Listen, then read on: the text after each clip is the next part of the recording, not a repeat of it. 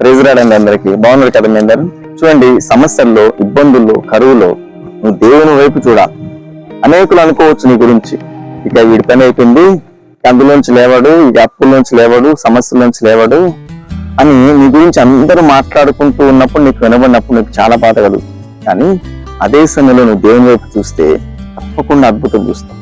యేసుక్రీస్తు ప్రభువును సిలువేసేటప్పుడు అందరూ అనుకున్నారట, యేసుక్రీస్తు ప్రభు చనిపోతున్నాడు, ఈయన గురించి ఎవ్వరు మాట్లాడుకోరు, ఇతని చాప్టర్ ఇక క్లోజ్ అయిపోయిందని ఉన్న వారందరూ అనుకొని ఎగతాళిగా మాట్లాడుతున్నారు. కానీ యేసయ్య మరణించి 3వ రోజు తిరిగి లేచాడు.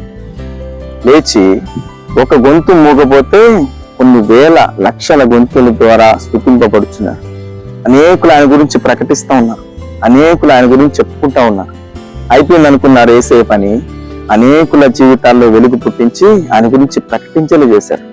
యేసయ్య వైపు నువ్వు చూస్తే నీ సమస్యలో నుంచి, నీ ఇబ్బందిలోంచి, నీ కరువులోంచి తన హస్తం చాపి నిన్ను పైకి లేపుతాడు.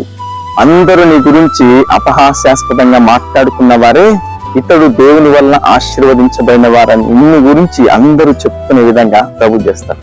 ఇప్పుడు వారి మాటలు వీరి మాటలు విని నువ్వు ఏడుస్తూ ఉంటేగా, వారి మాటలు వింటున్న నీవు ప్రభు వైపు చూస్తూ, ఇంకా స్తుతిస్తూ, ఇంకా ప్రార్థిస్తూ, ఇంకా ఆయన హత్తుకుంటే తప్పకుండా ఊహించని విధమైన కార్యములు నీ పట్ల ఆయన జరిగించబోతున్నాడు. అతి కృప మీ అందరికీ ప్రభు దయచేయునుగాక. ఆమేన్.